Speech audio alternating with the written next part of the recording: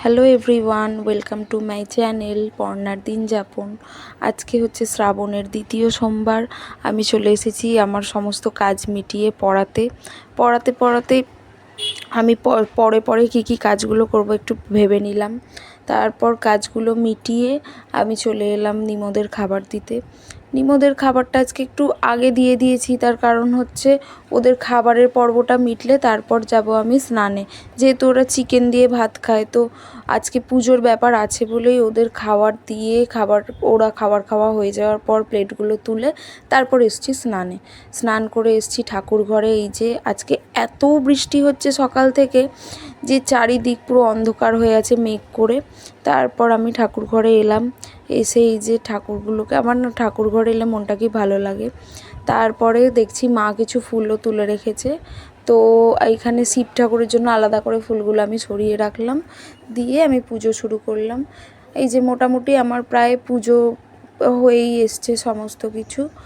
আর ফুল দিয়ে সমস্ত কিছু সাজিয়েছি। এবার ভাবছো শিব ঠাকুরটা কেন, এখনও শিব ঠাকুরকে কেন ফুল মালা কিছু দেয়া হয়নি, তার কারণ হচ্ছে আজকে সকাল থেকে বেলপাতা পাওয়া যায়নি। আমি অনেক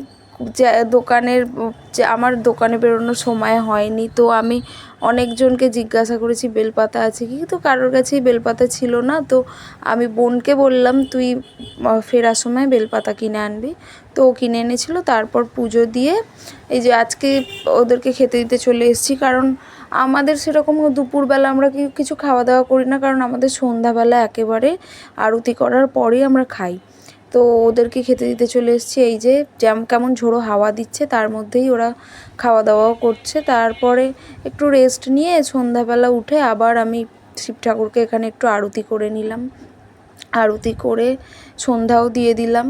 দিয়ে এই যে কি সুন্দর দেখতে লাগছে সাজানোর পর, ভীষণ সুন্দর করে বোন আর আমি আজকে শিব ঠাকুরকে সাজিয়েছি। দিয়ে আরতি করার পর এসে এই যে একটু সাবু মেখে দিয়েছিল মা, সেটা খেয়েই ব্যাস, এটা খেয়েই রাত্রেবেলা শুয়ে পড়েছিলাম। আর কিছু খাওয়া দাওয়া করিনি রাত্রে। ব্যাস, গুড নাইট।